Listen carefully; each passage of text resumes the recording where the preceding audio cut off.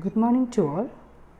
So, after a break, we are resuming our class with post transcriptional gene regulation, particularly in eukaryotes.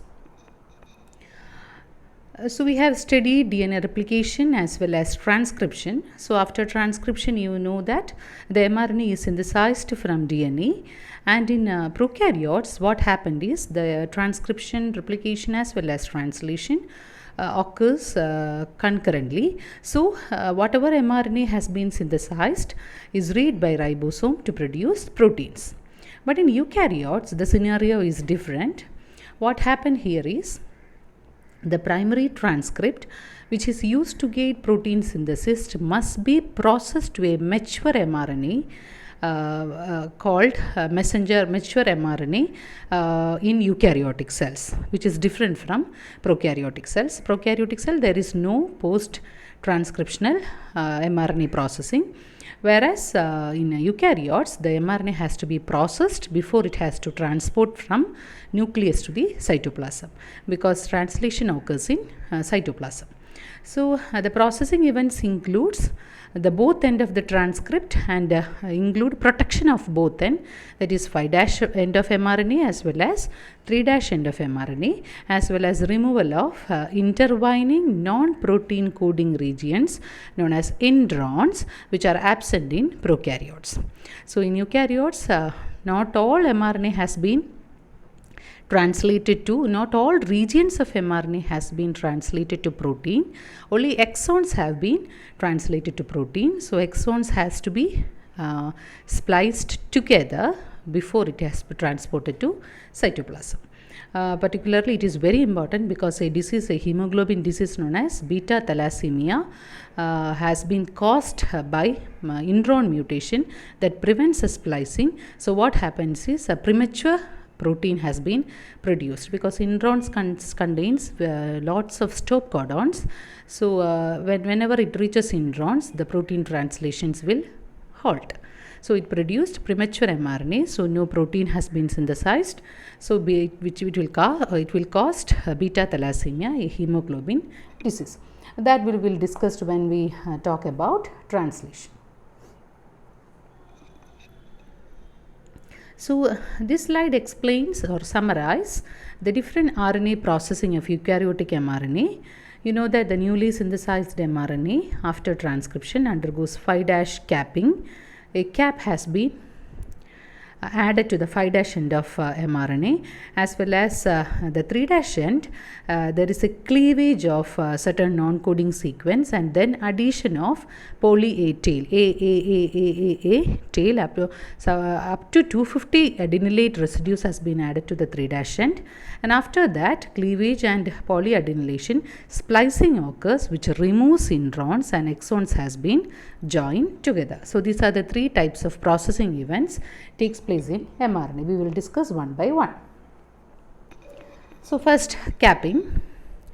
Cap consisting of a particular type of guanine residue, 5' methyl cap. It is referred to as F7 methyl cap, which is abbreviated as M7 capital G. Okay, the guanine nucleotide is connected to the mRNA in an unusual phosphodiester bond linkage known as 5' triphosphate linkage. നിങ്ങൾ പഠിച്ചിട്ടുണ്ടാകും 5' 3' ഫോസ്ഫോഡയസ്റ്റർ linkage. പക്ഷേ ഇവിടെ നോക്കൂ, ഇവിടെ ഒരു particular type of linkage ആണ് 5' ക്യാപ്പിൽ. 5' triphosphate linkage ആണ്, unlike other linkages that you come across in DNA as well as RNA. Okay, and after the methyl after the guanosine residue has been added, at the 2' position of the ribose, methylation has also been happened. So, methyl group രണ്ട് സ്ഥലത്ത് add ചെയ്യുന്നുണ്ട്. 7th nitrogen position of guanine as well as the 2' ribose group of guanine. So, methylated ribose at the mRNA. You can see that mRNA consisting of the 5' triphosphate. ആ ട്രൈഫോസ്ഫേറ്റിലേക്ക് ഒരു guanine residue എങ്ങനെ add ചെയ്യുന്നത്? Inverted പൊസിഷനിലാണ് add ചെയ്യുന്നത്. കണ്ടോ, inverted പൊസിഷനിലാണ് add ചെയ്യുന്നത്. അതുകൊണ്ടാണ് 5' phosphate diester bond ട്രൈഎസ്റ്റർ bond വരുന്നത്. എന്നിട്ട് 5-7 മീഥൈൽ ഗ്വാനോസിൻ്റെ 7th പൊസിഷനിലും ഒരു മീഥൈൽ ഗ്രൂപ്പ് ആഡ് ചെയ്യും. റൈബോസ് ഷുഗറിൻ്റെ mRNA-യുടെ റൈബോസ് ഷുഗറിൻ്റെ mRNA-യിൽ 5' എൻഡിൽ വരുന്ന ഏതാണോ ന്യൂക്ലിയോടൈഡ് അതിൻ്റെ 2' ഫ്രീ ആയിരിക്കും. ആ OHലേക്ക് ഏത് ആഡ് ചെയ്യും? മീഥൈൽ ഗ്രൂപ്പ് ആഡ് ചെയ്യും. സോ 2 മീഥൈൽ ഗ്രൂപ്പ് ആഡ് ചെയ്യുന്നുണ്ട്. നമുക്കൊന്നും കൂടെ നോക്കുകയാണെങ്കിൽ ഫസ്റ്റ് നടക്കുന്നത് എങ്ങനെയാണെന്ന് വെച്ചാൽ the last of the 3 phosphates that is the gamma phosphate. നമുക്കറിയാം അല്ലേ, എല്ലാ mRNA-യുടെയും 5' ഉണ്ടെന്ന് പറയുന്നത് 3 ഫോസ്ഫേറ്റ്സ് കാണും. ആ 3 ഫോസ്ഫേറ്റ്സിൽ ആൽഫ, ബീറ്റ, ഗാമ. ഏറ്റവും ടെർമിനലിലുള്ള ഫോസ്ഫേറ്റ് ആദ്യം ഒരു ഫോസ്ഫേറ്റേസ് റിമൂവ് ചെയ്യും, ബാക്കിയുള്ളത് ഡൈഫോസ്ഫേറ്റ്. അതിനുശേഷം ആ ഡൈഫോസ്ഫേറ്റിലേക്ക് ഒരു guanosine monophosphate, guanosine consisting of triphosphate അല്ല, ഒറ്റ ഫോസ്ഫേറ്റ് അല്ല, GMP is added in an inverted orientation by an enzyme known as guanyl transferase so that guanosin 5' end faces 5' end of RNA. അതുകൊണ്ടാണ് നമ്മൾ 5' ട്രൈഫോസ്ഫേറ്റ് ലിങ്ക് ഉണ്ടാവുന്നു എന്ന് പറയുന്നത്. കാരണം ഇത് ഇൻവേർട്ടഡ് പൊസിഷനിലാണ് ജോയിൻ ചെയ്യുന്നത്. Next what happens is guanyl 7-methyl transferase enzyme adds a methyl group to the terminal invited guanosin at position 7 on guanine base, and after that the 2O-methyl transferase 2O- methyl transferase adds a methyl group to the 2' hydroxyl group of the first 1 or 2 residues ribose sugar of the 5' end of mRNA. 5' എൻഡിലെ mRNA-യിൽ കാണുന്ന ആദ്യത്തെ ന്യൂക്ലിയോടൈഡിലോ അല്ലെങ്കിൽ 1-2 ന്യൂക്ലിയോടൈഡിൻ്റെ ribose ഷുഗറിലേക്ക് എന്ത് ചെയ്യാം? Methyl group add ചെയ്യാം. അപ്പോൾ minimum ഒന്നിലെങ്കിലും methyl group add ചെയ്തിരിക്കും. അപ്പോൾ ഇതാണ് 5 മീഥൈൽ ക്യാപ്പ് എന്ന് പറയുന്നത്. 5 മീഥൈൽ guanosin cap എന്ന് പറയുന്നത്. This picture summarizes the events takes place or steps takes place in capping. Cap add ചെയ്യുന്നത് mRNA സിന്തസൈസ് ചെയ്തുകൊണ്ടിരിക്കുമ്പോൾ തന്നെയാണ്, ഫുൾ സിന്തസിസ് കഴിഞ്ഞിട്ടല്ല. That is, cap is added when transcript is about 30 nucleotide long and removal of the leading gamma phosphate group from mRNA by 5' terminal triphosphate group. That enzyme is phosphohydrolase, also known as RNA triphosphate. Then gapping enzyme A guanyl transferase. Third one is methylation of guanine, and the last step is what? The 2' methyl transferase. അപ്പോൾ ഈ സ്റ്റെപ്പിൽ നിങ്ങൾ സൈഡിൽ കാണിച്ചിരിക്കുന്ന ആ step ഒന്ന് നോക്കിയാൽ മതി. അതിൽ ആരാണ് മീഥൈൽ ഡോണർ എന്നൊക്കെ ഉള്ളത്, just don't bother about it. Okay. Then comes poly-A tailing. Poly-A processing complex is also physically associated when the RNA polymerase with the RNA polymerase as it synthesizes the primary transcript. ഇതും primary transcript RNA polymerase read ചെയ്തുകൊണ്ടിരിക്കുമ്പോൾ തന്നെയാണ് poly-A tailing നടക്കുന്നത്. Included among proteins of processing complex is an endonuclease that cleaves the pre-mRNA just downstream from the recognition site. ആ endonucleases-ന്റെ പേരാണ് CF1 and CF2. After that cleavage of end 3' end, a poly-A polymerase PAP adds approximately 250 adenosines without the need of a primer or template. The poly-A tail together with the associated protein protects the mRNA from premature degradation by exonucleases, since mRNA is single-stranded and it has to transport it a long way from nucleus to cytoplasm, so it has to be protected both 5' end as well as 3' end. ഇതാണ് ടെയിലിംഗിൽ നടക്കുന്നത്. Transcript extends beyond the site of poly-A addition.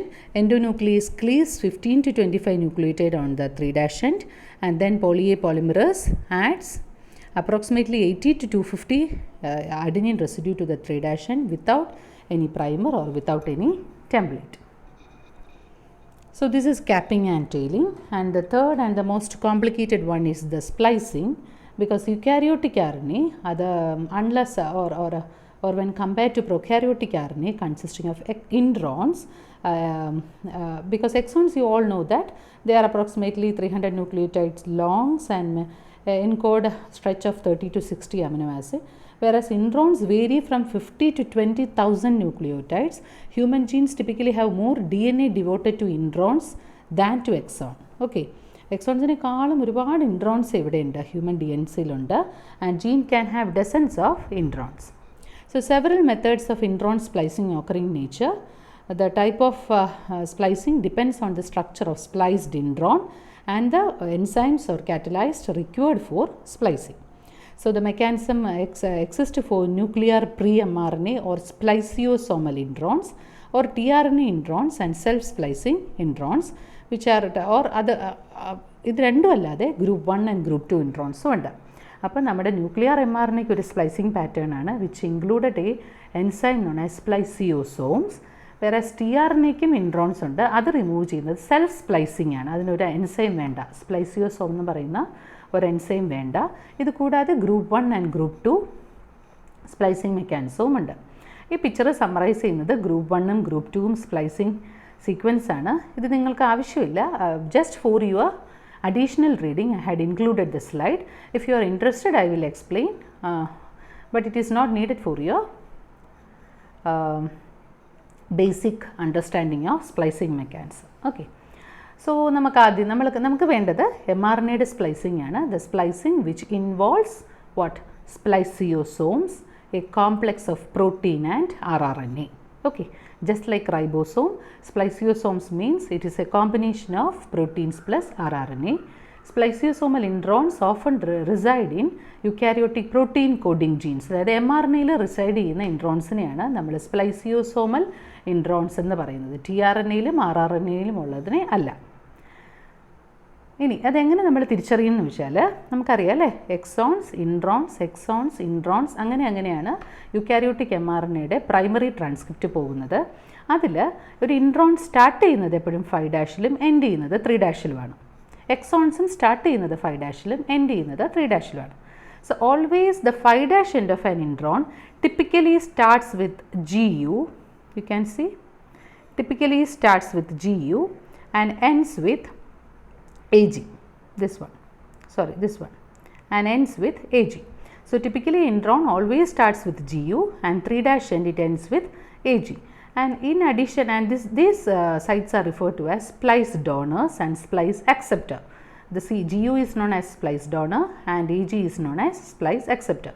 In addition, a short stress of bases adjacent to these GU and AG sequence tend to similar among different introns, and upstream from the polypyrimidine tract is the branch point. അപ്പോൾ നിങ്ങൾ 3 പോയിൻറ്റിൻ്റെ ഇടയിലുള്ള ഇതൊന്നും നിങ്ങൾ എഴുതണ്ട. നിങ്ങൾ not ചെയ്യേണ്ടത് GU region not ചെയ്യുക, AG region note ചെയ്യുക, 3' splice site, 5' splice site, and in middle there is a branch point which is a pyrimidine A, which includes an important adenine residue A. Branch point is located 20 to 50 base pair upstream of the acceptor site, and the consensus sequence of branch എന്ന് പറയുന്നത് CU, A bar G, A, C bar U, where A is conserved in all genes. So this is very important of an intron structure. Intron ഒരു 5' end ഉണ്ട്, ഒരു 3' end ഉണ്ട്. 5' end always starts with GU and 3' end always ends with AG. Apart from that, a branch point is also important, which is a pyrimidine A for spliceosome activity. Coming to spliceosomes, spliceosomes are a complex of small ribonucleoproteins, SNRNPs, consisting of 5 kinds of snRNA. നമ്മളത് snRNA പഠിച്ചിട്ടുണ്ട്. Small nuclear RNA, which is termed as U1, U2, U4, U5, U6, combined with more than 200 types of protein. അപ്പോൾ നിങ്ങൾ just ribosome ആലോചിച്ച് നോക്കൂ. റൈബോസോമിൽ എന്തുണ്ട്? കുറേ RNA plus proteins, ഇവിടെ കുറേ SNRNA plus protein. So both have similar type of structure.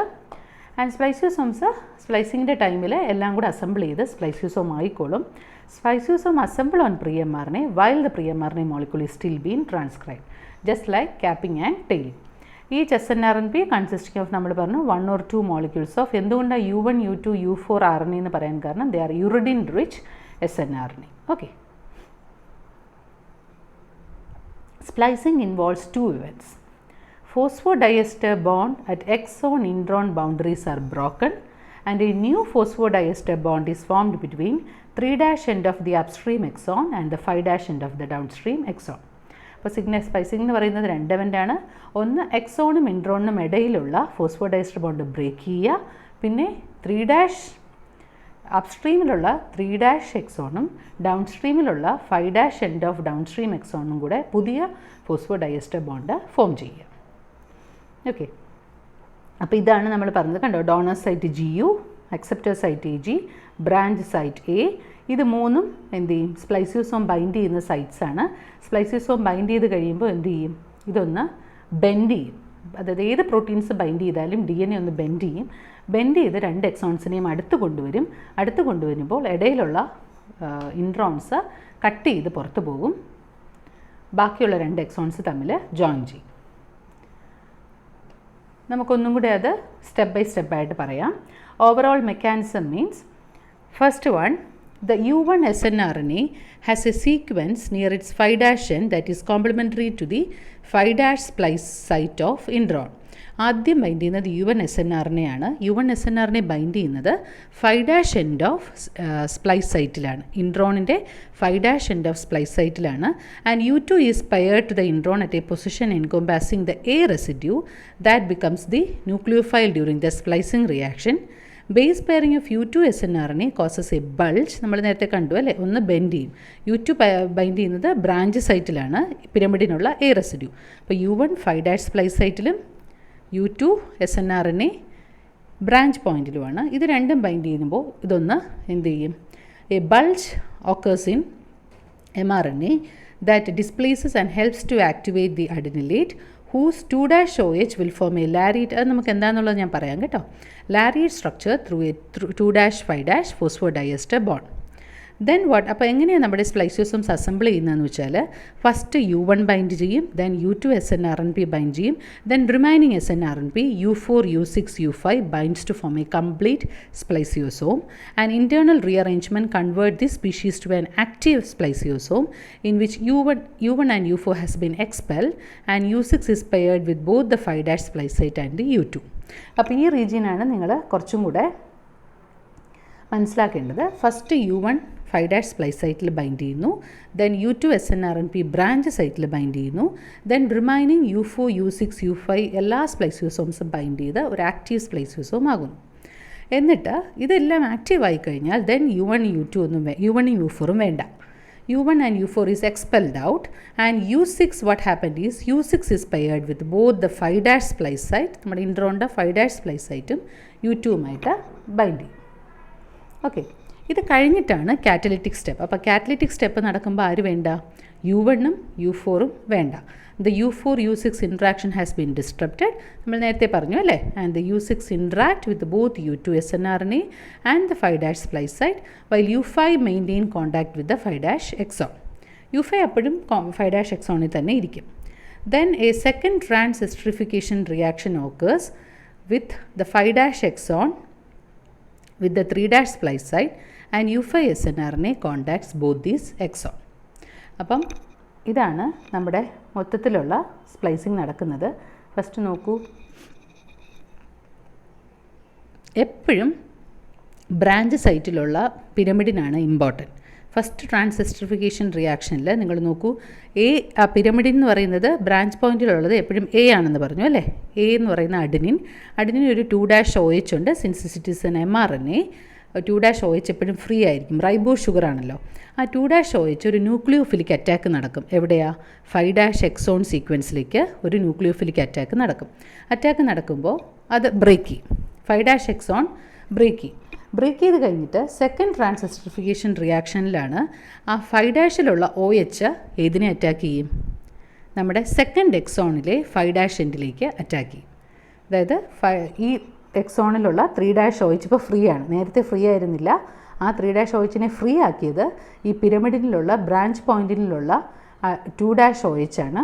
ആ 2'OH activate ആവണമെങ്കിൽ അവിടെ ആര് വരണം, U2 snRNA വരണം. U2 snRNA വരുമ്പോൾ 2'OHയിൽ ന്യൂക്ലിയോഫിലിക് അറ്റാക്ക് ഏതിലേക്ക് നടത്തും, 5' എക്സോണിലെ 3' എൻഡിലേക്ക് അറ്റാക്ക് ചെയ്യും. സോ 3'OH ഫ്രീ ആകും. When 3'OH is free, another transesterification reaction occurs with the second exon. അതിൻ്റെ OH സെക്കൻഡ് എക്സോണിലുള്ള 5' ഫോസ്ഫേറ്റിനെ അറ്റാക്ക് ചെയ്യും. ദസ് 2 എക്സോൺസ് തമ്മിൽ ജോയിൻ ചെയ്യും. ഇടയിലുള്ള ഇൻട്രോൺസ് ലാരിയേറ്റ്, ഇതാണ് ലാരിയേറ്റ് എന്ന് പറയുന്ന ഷേപ്പ്. ഇത് കണ്ടോ, ഒരു അരിവാൾ പോലത്തെ, അരിവാൾ എന്ന് പറയാൻ പറ്റില്ല, ഒരു നമ്മളിങ്ങനെ ചുറ്റി കറക്കി ഇങ്ങനെ പിടിക്കില്ലേ, എന്താ പറയുക, ചെറിയ കുരുക്കിട്ടിട്ട് നമ്മൾ പിടിക്കില്ലേ, അതിനെയാണ് ലാരിയേറ്റ് എന്ന് പറയുന്നത്.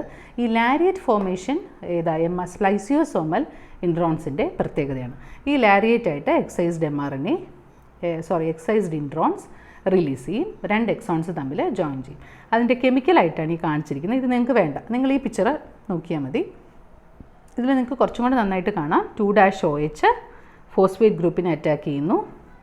അറ്റാക്ക് ചെയ്ത് കഴിയുമ്പോൾ 3-OH അടുത്ത 5- ഫോസ്ഫേറ്റിലേക്ക് അറ്റാക്ക് ചെയ്യുന്നു. അറ്റാക്ക് ചെയ്ത് കഴിയുമ്പോൾ 2 സ്പ്ലൈസ്ഡ് എക്സോൺസ് തമ്മിൽ ജോയിൻ ചെയ്യും. Annexized lariat intron will released from the what? Released from the mRNA. അപ്പോൾ ഇതാണ് നമ്മുടെ ഇനി നമ്മൾ ഈ പിക്ചർ പറയുന്നത് എവിടെയൊക്കെയാണ് നമ്മൾ നേരത്തെ പറഞ്ഞ അസംബ്ലി ഓഫ് സ്പ്ലൈസിയോസോംസ് എന്ന് പറയുന്നത്. ഒരു GU region, AG region, branch സൈറ്റിൽ A റീജിയൻ. ഈ ബ്രാഞ്ച് സൈറ്റിലുള്ള Aക്കാണ് ന്യൂക്ലിയോഫിലിക് അറ്റാക്ക് നടത്താനുള്ള 2-OH ഫ്രീ ആയിട്ടുള്ളത്. GUയിൽ U1 വരുന്നു, ബ്രാഞ്ച് സൈറ്റിൽ U2 വരുന്നു. U1 U2 ആണ് ആദ്യം ജോയിൻ ചെയ്യുന്നത്. U1ഉം U2ഉം ജോയിൻ ചെയ്ത് കഴിഞ്ഞാൽ ബാക്കിയുള്ള എല്ലാ U1, U2, U4, U6 spliceosomes will join and form an active spliceosome. Active spliceosome ആയിക്കഴിഞ്ഞാൽ U1 റിലീസ് ചെയ്യും, U4 കുറച്ച് കഴിയുമ്പോൾ റിലീസ് ചെയ്യും, U6 5- സ്പ്ലൈസ് സൈറ്റിൽ നിൽക്കും, U5 ഏതിൽ എക്സോൺസിൽ നിൽക്കും. ഈ U2 എയിലുള്ള 2-OHനെ ആക്ടിവേറ്റ് ചെയ്യും. 2-OH എവിടെ അറ്റാക്ക് ചെയ്യും? 3- സ്പ്ലൈസ് സൈറ്റിൽ അറ്റാക്ക് ചെയ്യും. അറ്റാക്ക് ചെയ്ത് കഴിയുമ്പോൾ അത് ബ്രേക്ക് ചെയ്യും. ബ്രേക്ക് ചെയ്ത് കഴിയുമ്പോൾ അപ്സ്ട്രീം എക്സോൺസിലെ 3-OH ഫ്രീ ആകും.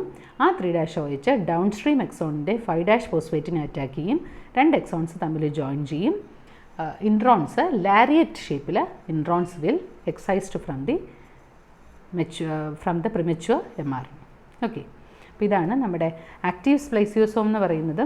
ഇതിൽ ഞാൻ 2-3 ഫിഗേഴ്സ് ആഡ് ചെയ്തിട്ടുണ്ട്. That is just for your familiarisation. നിങ്ങൾക്ക് ഏത് പിക്ചറാണോ ഏറ്റവും സ്യൂട്ടബിൾ ആയിട്ട് തോന്നുന്നത് ആ പിക്ചർ എന്ത് ചെയ്യുക, ആഡ് ചെയ്യുക. ഓക്കെ, ആഡ് പഠിക്കുക. അപ്പോൾ ഇതാണ് സ്പ്ലൈസിയോസോംസ് എന്ന് പറയുന്നത്. So spliceosomes are just like ribosomes. It is an assembly of small nuclear RNA, snRNA plus proteins. അന്നത്തെ ടെക്സ്റ്റ് പേപ്പറിൽ എല്ലാവരും കുറേ പേര് തെറ്റിച്ചെഴുതി, കുറേ പേര് ശരിയാക്കി എഴുതി. snRNAs ന്യൂക്ലിയസിലാണ് കാണുന്നത്, സൈറ്റോസോളിൽ അതിന് റോളില്ല. സ്പ്ലൈസിംഗ് ആണ് സ്മോൾ ന്യൂക്ലിയർ RNAയുടെ റോള്. It has to splice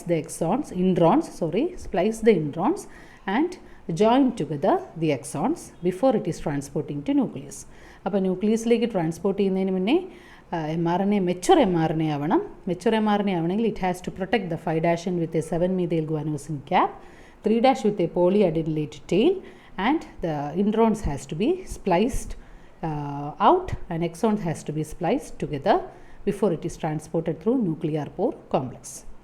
So thank you for listening, and do familiarize with the 3 major mechanisms of post-transcriptional gene regulation, particularly in eukaryotes. Thank you.